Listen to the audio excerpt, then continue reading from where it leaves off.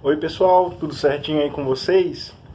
Finalmente eu tô conseguindo voltar a gravar as aulas. Eu acabei tendo uma série de problemas, uma série enorme de problemas no final do semestre passado. Acabei não conseguindo gravar algumas aulas, muitas inclusive, né? Mas eu conversei com o professor Bruno e ele seguiu o conteúdo seguindo um cronograma que a gente já tinha pré-combinado e tudo mais, porque a gente dá a mesma disciplina, né? Só que ele dá à noite, eu dou à tarde. Agora eu consigo voltar a gravar minhas aulas, beleza? Agora no começo, depois dessas férias. Espero que todos tenham passado férias boas, tenham conseguido descansar na medida do possível. Eu sei que as escolas não pararam, né? Elas adiantaram as férias, então já tinha sido anteriormente. Mas espero que vocês tenham conseguido descansar um pouquinho mesmo assim, ok? Para voltar agora aos nossos estudos, eu escolhi voltar de uma maneira um pouco mais tranquila, voltar de uma maneira um pouco mais gradual, que não quer dizer que esse assunto não é importante, ok? Nós vamos falar hoje de ciclo das águas. Nós vamos começar hoje o assunto maior, hidrologia. O nome da aula, vocês podem ver aí, é hidrologia, o ciclo das águas, né? O assunto que a gente vai falar sobre as águas na superfície do planeta Terra. Óbvio, a gente vai dar um foco muito grande para como que isso se dá aqui no Brasil, como que é a distribuição das águas, a água doce e tudo mais, os rios, as bacias hidrográficas, enfim. Mas hoje a gente vai começar falando sobre o ciclo das águas, beleza? Então é uma aula um pouco mais tranquila aí pra gente ir voltando mesmo, pegando o ritmo. Vamos lá? Bom, a gente vai começar falando o que é hidrologia, que afinal de contas, o que é essa palavra? O que isso quer dizer? Bom, hidro quer dizer água. A hidrologia ela nada mais é do que o estudo da água no planeta Terra, né? A gente vai estudar onde ela ocorre, como que se dá a circulação dessa água, como que se dá a distribuição dessas águas, como que é a interação dessa água com o ambiente, né? Tudo bem, a gente já viu, né, no semestre passado que a água ela é um fator muito importante de modelar o ambiente, modelar o relevo, por exemplo. Mas a gente também vai ver como é que é a interação dessa água no ambiente, por exemplo, com a ecologia do local.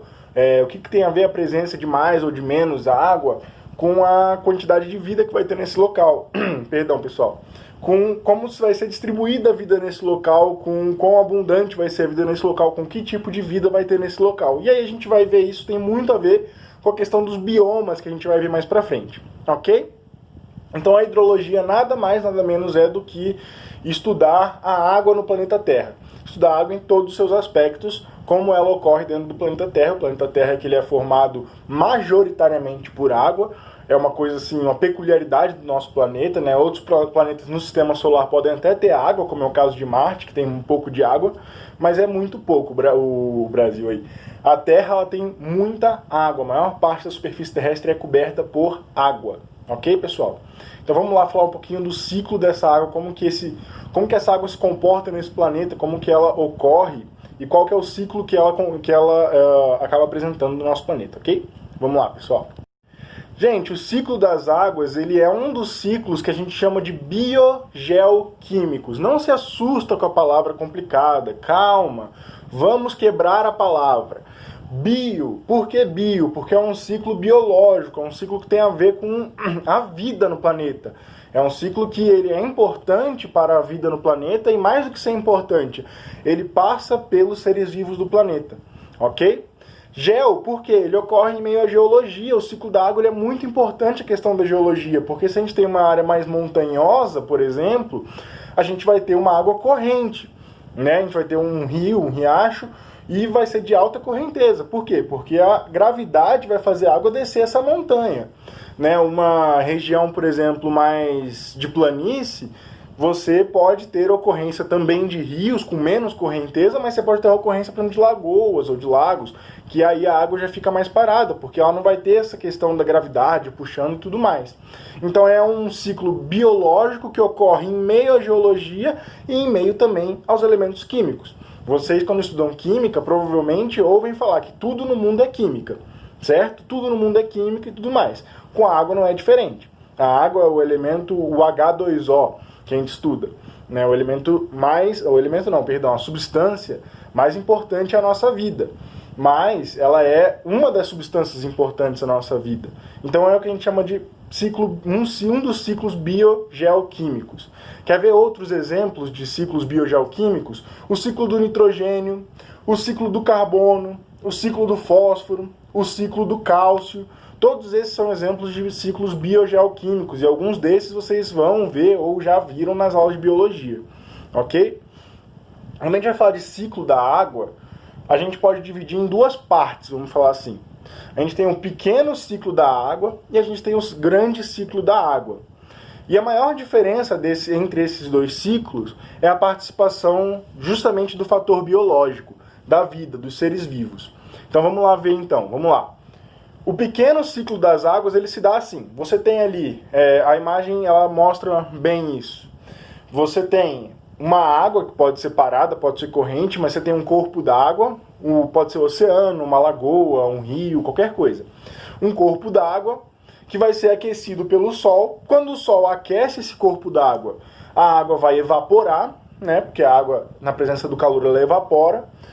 Ao ela evaporar, ela vai subir na atmosfera. Quanto mais alto a gente vai na atmosfera, menor é a temperatura. Então, quando ela chegar nas camadas mais altas da nossa atmosfera, quando ela atingir altitudes maiores, ela vai esfriar. Quando esse vapor esfria, ele condensa, ou seja, ele vira água líquida de novo. Beleza?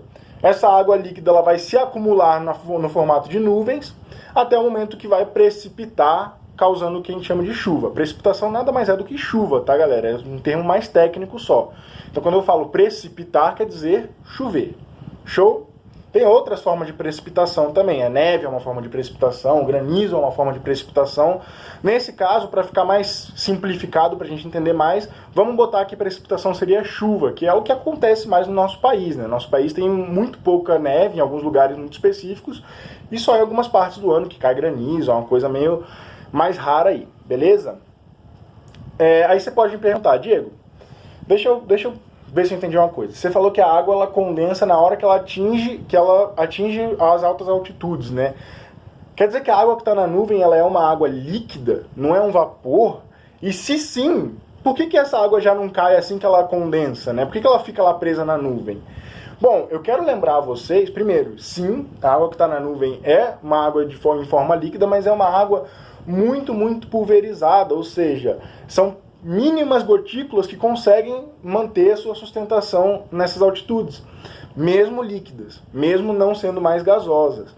Ou elas vão precipitar, elas vão chover quando começar a ter uma quantidade muito grande dessas gotículas, que elas vão juntando umas com as outras, vão virando gotas cada vez maiores, e aí sim elas viram gotas grandes demais para se sustentar nessas altitudes. E aí elas acabam precipitando.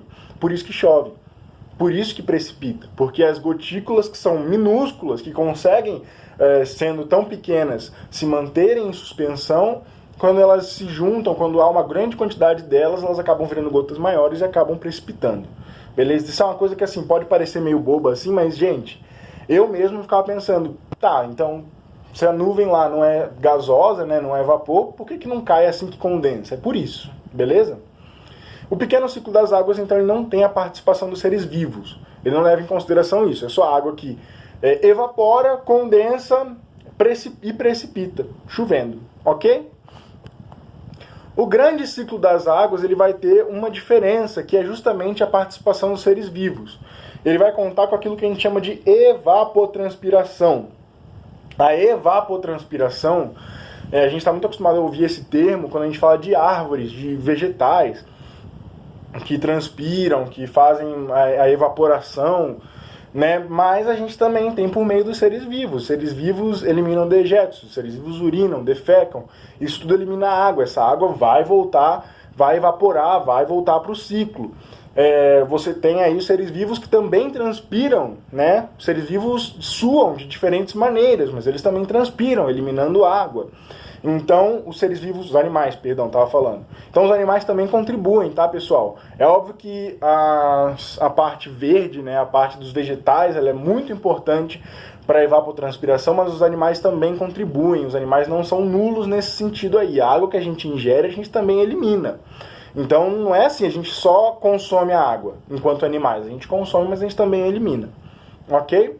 Então, o que acontece é o seguinte: a evapotranspiração, principalmente advinda dos vegetais, mas também dos animais, ela acaba subindo essa água para a atmosfera, se condensando em altitudes elevadas e depois de um tempo precipitando exatamente igual ao pequeno ciclo. A diferença é que o pequeno ciclo da água, ele só leva em consideração a água que vai passar, que não vai passar pelos seres vivos, então que ela vai evaporar direto de um corpo d'água. O grande ciclo das águas, ele já vai levar em consideração a participação dos seres vivos, então a água que vai evapotranspirar dos vegetais, dos animais, enfim. Ok? Então, basicamente, os dois são a mesma coisa. A água sai do seu estado líquido aqui na Terra, ela evapora, ela condensa nas altitudes mais elevadas e depois ela precipita. A diferença é que o pequeno ciclo não leva em consideração a participação dos seres vivos, o fator biológico, e o grande ciclo leva em consideração o fator biológico. Muito importante a gente lembrar disso. Ok? Então, vamos lá, pessoal, vamos seguir. Pessoal, há uns anos atrás, né, a gente, principalmente naquela época ali, que estava para rolar a Copa e tudo mais, a gente experimentou aqui no estado de São Paulo, pelo menos, um problema muito sério com relação às águas, né, a falta de água mais especificamente. E aí teve campanha na TV, todo mundo falava disso e tudo mais, sobre a questão da falta de chuvas, da seca no Sudeste, que não é uma coisa assim recorrente, a gente ter problemas com falta de água tão severos na região Sudeste. E aí muitas pessoas começaram a falar e tudo mais, e eu trouxe aqui para vocês um assunto que cada vez entra mais em discussão, cada vez tem que entrar mais em discussão, cada vez ganha mais importância na sociedade e, consequentemente, também nos vestibulares. Então é importante a gente entender esse tema também para a gente fazer a prova, ok, pessoal? Que é a questão dos rios voadores. O que é um rio voador? Não é a água que vai passando assim em cima da nossa cabeça que a gente vai vendo. Não, isso não existe. A questão do rio voador, ela é o fluxo da água pela atmosfera. Mas como eu falei, ela não passa ali como uma corrente, como um rio com corredeira e tudo mais. Ela passa na maneira de vapor ou mesmo já de nuvens. Mas ela vai ter um trajeto bem definido, ok? Então os rios voadores são aquelas grandes massas de água que vão se formar na região da Amazônia, né, da floresta amazônica, e elas vão viajar até o centro-sul do continente sul-americano. A gente vai ver um pouquinho mais de como funciona esse mecanismo já. Eu trouxe um mapinha bem legal para a gente ver. Mas primeiro eu queria explicar o porquê que esses rios voadores se formam na região da Amazônia. Bom, a Amazônia é uma floresta muito densa, uma floresta com muita biodiversidade, com muita vida lá dentro, e como eu acabei de falar, para o grande ciclo das águas, então para uma boa parte do ciclo das águas no nosso planeta, os seres vivos são muito importantes. O que acontece? Com essa alta quantidade de vida, com essa alta biodiversidade, muitas árvores, uma floresta que a gente chama de floresta úmida, ou seja, uma floresta que possui muita umidade em si, esses seres vivos eles vão gerar muita evapotranspiração, que vai gerar as grandes massas de água, que vão para a atmosfera. Além disso, nós temos a tal da bacia hidrográfica do Rio Amazonas. Professor, eu não sei a bacia do Rio Amazonas. Mano, calma. Semana que vem a gente vai falar um pouquinho mais a fundo das bacias hidrográficas do nosso país. Vamos com calma aí. Mas o que é importante a gente saber é que a bacia do Rio Amazonas, ou seja, o Amazonas e seus afluentes, os rios ali que circundam o Amazonas, ela é uma bacia muito rica em água, são rios muito volumosos. O próprio Rio Amazonas é um rio extremamente volumoso. Em certas partes do rio, se você está em uma margem, você não vê a outra. De tão largo que ele é, de tanta água que há nesse rio. Ok? Então o que acontece? Um rio com tanto volume de água, rios, na verdade, na região inteira, com tanto volume de água, acabam também produzindo muita evaporação por meio daquilo que a gente fala que é o pequeno ciclo das águas, que é a água que não passa pelos seres vivos, já evapora direto do rio. Então você tem muita água na atmosfera por causa da evapotranspiração dos vegetais e dos animais, dos seres vivos na floresta, né? Então, o que a gente chama de grande ciclo. Muita evaporação de água vinda do Rio Amazonas e dos demais rios da bacia do Amazonas, que acaba também criando uma massa muito úmida de ar, uma massa de ar muito carregada de água. Essa massa de ar, e agora eu vou colocar aqui o mapinha para a gente ver, essa massa de ar ela vai, teoricamente, né, graças àquilo que a gente chama de os ventos alísios, essa seta aí, gente, que está no mapa, seria o movimento dos que a gente chama dos ventos alísios, que se formam ali na região dos trópicos, né? Principalmente, como a gente está falando aqui, do trópico de Capricórnio. Se você lembra lá da nossa aula de efeito de Coriolis, se você não lembra, eu vou lembrar agora que eu vou falar também, não tem problema. Mas na nossa aula de efeito de Coriolis eu falei que as massas de ar elas circulam em sentido anti-horário aqui no sul do planeta. As massas de ar e de água. Então essa massa de ar, os ventos alísios que a gente chama, eles saem dos trópicos e estão fazendo o sentido anti-horário. Quando passam ali na Amazônia, eles se carregam de muita água advinda da floresta e da bacia do rio Amazonas. E quando ele ia completar ali a sua volta e voltar em direção ao Pacífico, percebam que a seta ela faz uma curva quando chega ali perto de sair do continente. Ela não chega a sair, ela volta. Por que ela volta? Ela volta porque ali naquela região está a Cordilheira dos Andes, ali na imagem está o 3. Chegando nos Andes, chuvas ajudam a formar a cabeceira do Amazonas. Então o que acontece? Acontecem duas coisas quando essa massa de ar bate nos Andes, ali, bate nas altas montanhas da Cordilheira dos Andes. Primeiro, quando ela bate, ela chove. Aquela chuva, ela ajuda a abastecer os rios, a nascente do Amazonas, as nascentes dos rios que vão formar a bacia do rio Amazonas. E outra coisa, tem uma barreira ali, são montanhas muito altas, aquela massa de ar úmido não consegue passar aquelas montanhas e ir em direção ao Oceano Pacífico, e ir embora. Então o que acontece é que ela bate na cordilheira e volta. E volta para onde? Olha a seta aí, olha para onde está indo o 4. Volta para o centro-sul do nosso continente. E essa massa de ar úmido que volta para o centro-sul do nosso continente é que vai fazer chover aqui em São Paulo, por exemplo, vai fazer chover nas regiões centro-oeste, sudeste, até mesmo sul do nosso país.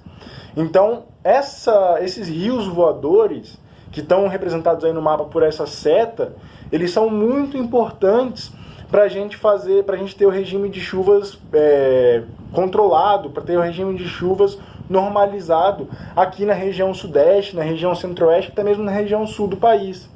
O que acontece então? O problema é que a Amazônia cada vez mais está sendo desmatada, cada vez mais vem sendo devastada pela ação do homem. O que acontece lá? O pessoal vai lá, corta as árvores, planta um monte de soja, planta um monte de sei lá o que, faz pasto para o boi. Aquela região ali que era muito fértil por causa da floresta, vamos só recapitular aqui rapidinho, acho que eu falei isso no começo do ano para vocês. A terra da região amazônica, ela tem o primeiro nível, que é um nível pobre. O nível da Amazônia é pobre, é um solo desértico até. Não nasceria muitas coisas ali. Só que a floresta que tem em cima acaba se autossustentando. Então as árvores que morrem, as folhas que caem, os animais que morrem, toda aquela matéria orgânica se acumula em cima desse solo pobre, criando um solo rico, com muito fértil, justamente por causa dessa matéria orgânica que se deposita.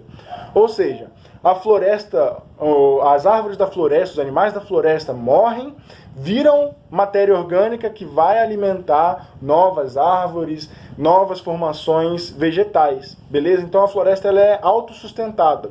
No momento que você tira a floresta para plantar soja, para plantar pasto para o gado, esse material, essas plantações elas vão só consumindo sem repor aquilo que estava acumulado em cima do solo pobre amazônico. Porque antes da soja morrer e se depositar, ela vai ser colhida para ser vendida, né? Não tem sentido eu plantar uma coisa só para deixar ela morrer ali, se eu sou um fazendeiro. Então ela vai ser colhida para ser vendida, e uma vez que ela for colhida, não vai ter material orgânico ali. Então eu vou gastando aquele solo mais rico e até que eu fico com o solo empobrecido. Quando eu fico com o solo empobrecido, aquela área vira uma área pobre, vira uma área inútil para a agricultura ou para a pecuária. Então rolou a desertificação, ou seja, eu perdi de vez aquela parte da floresta.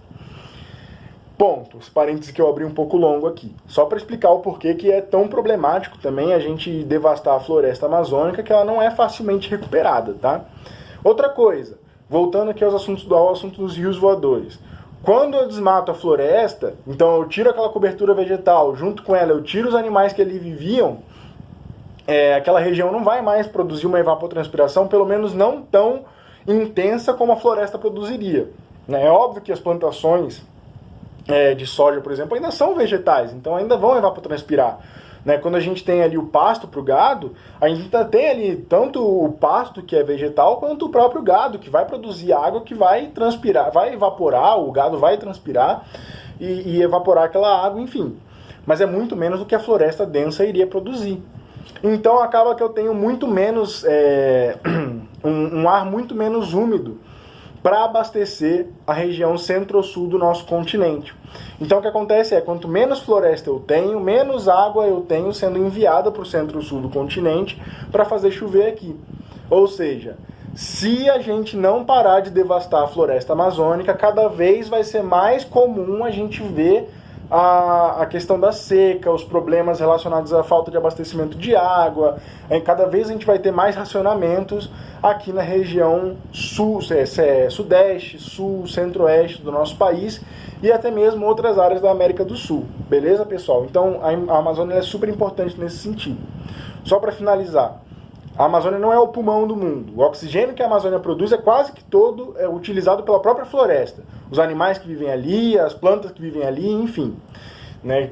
As algas dos oceanos produzem muito mais oxigênio para o mundo do que a Amazônia produz efetivamente. Só que a Amazônia, ela é, no mínimo, a nossa bomba de água para o sul do continente. Então ela é super importante para a gente. Além disso, que é o mínimo, que é o mais básico que ela faz, ela ainda é uma fonte muito grande de biodiversidade, ela ainda é uma fonte muito grande de diversidade de culturas, enfim, muita coisa que poderia ser estudada. A biodiversidade de lá pode ser explorada até mesmo pelo ser humano de uma maneira sustentável, mas a gente prefere arrancar tudo para fazer pasto, para fazer plantação de soja de uma maneira muito mais agressiva. Então a gente precisa tomar cuidado, porque isso pode trazer consequências muito, muito, muito sérias num futuro não tão longe daqui. Beleza, pessoal? Então é isso aí. Vamos lá, então, que eu trouxe alguns exercícios para a gente fechar a aulinha de hoje. A aulinha de hoje é um pouco mais rápida, um pouco mais tranquilinha, né, do que o usual, só para a gente ir retomando aí também o ritmo. Show? Então vamos lá fazer os exercícios para a gente fechar hoje.